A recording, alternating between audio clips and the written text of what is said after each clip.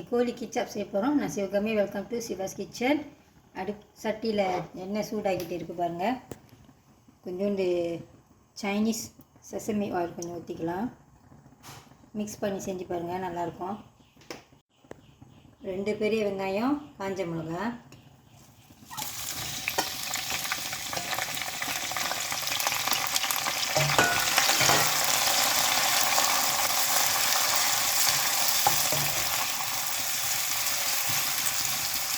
ஓரளவுக்கு வதங்கிட்டோம். இப்போ இஞ்சி பூண்டு சேர்த்துக்கலாம். ஒரு பவுலில் சாஸ்லாம் கொஞ்சம் ஊற்றி வச்சுருக்கேன் பாருங்கள். இதில் நான் ஒய்ஸ்டர் சாஸு, அப்புறம் இந்த பிச்சா மனீஸ், அப்புறம் கேரமல் சாஸு குத்து மதிப்பாக எடுத்துக்கோங்க.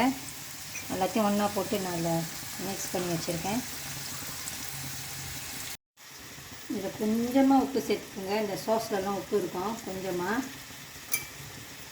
கொஞ்சமாக சீனி கூட சேர்த்துக்க போகிறேன். ஆப்ஷனல் தான்.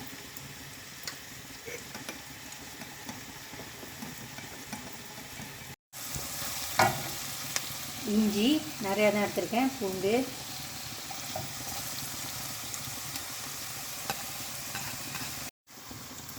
சைனீஸ் ஸ்டைலில் செஞ்சால் இஞ்சி பூண்டுலாம் நிறையா போட்டுக்கிட்டிங்கன்னா நல்லாயிருக்கும். நல்லா வாசமாக இருக்கும். நல்லா வதங்கட்டும்.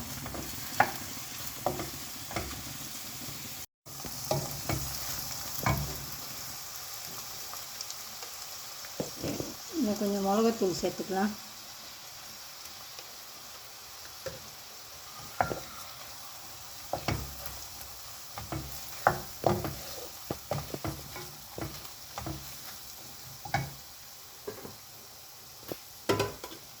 அடுத்து இதில் கழுவி சுத்தம் பண்ணி வச்சுருக்க கோழியும் சேர்த்துக்கலாம்.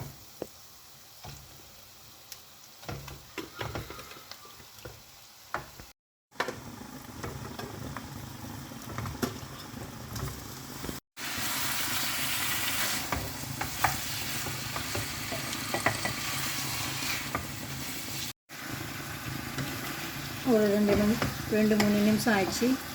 கிச்சாப்லாம் இப்போ சேர்த்துக்கலாம்.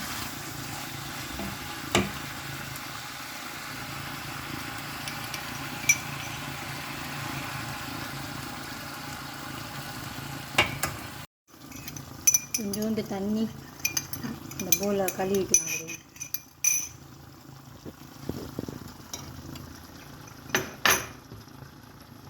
கொஞ்சம் மஷ்ரூம் எடுத்துருக்கேன். ஷித்தாக்கி மஷ்ரூம். இது சுடு தண்ணியில் ஊற வச்சுட்டு கழுவி எடுத்து வச்சுருக்கேன். இதையும் சேர்த்துக்கலாம்.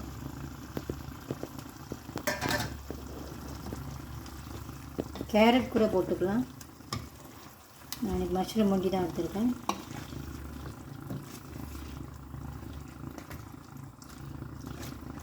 கோழியில் தண்ணி வரும், பத்தலைன்னா அப்புறமா ஊற்றிக்கலாம்.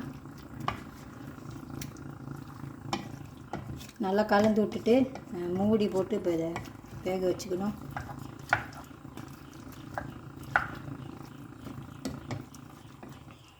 வேகட்டும்.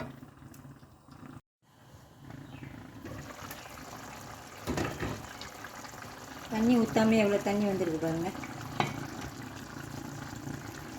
இடையில கிண்டி விடணும்.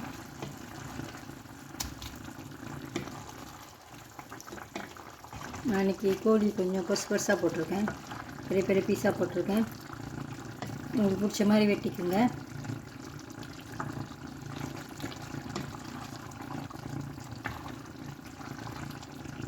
பெருசாக இருக்குது, கொஞ்சம் நேரம் வேகிறதுக்கு கொஞ்சம் நேரம் ஆகலாம்.